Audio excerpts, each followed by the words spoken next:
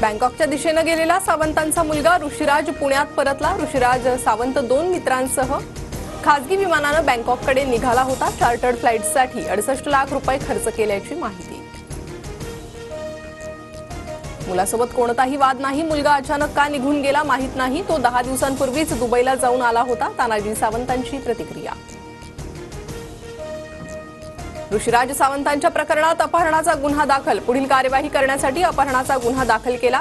चौकशीनंतर सर्व गोष्टी स्पष्ट होतील, पुणे पोलिसांची माहिती।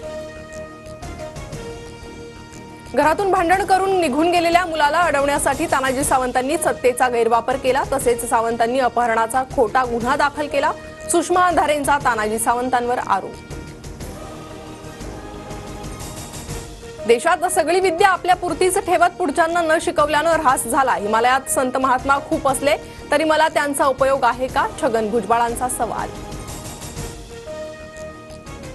अमरावती जिल्हा बँकेतील अविश्वास सभेला सुप्रीम कोर्टाची स्थगिती। स्थगितीमुळे बँकेचे अध्यक्ष बच्चू कडूंना दिलासा।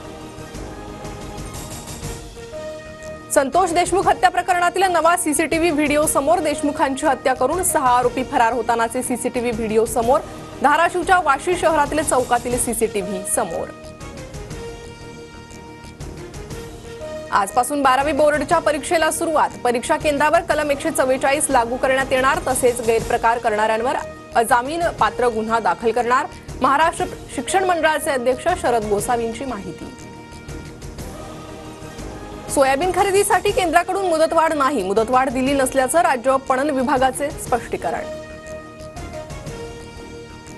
पंतप्रधान मोदी फ्रान्समध्ये आज AI समिटला उपस्थित राहणार, तर उद्या अमेरिका दौऱ्यासाठी रवाना होणार।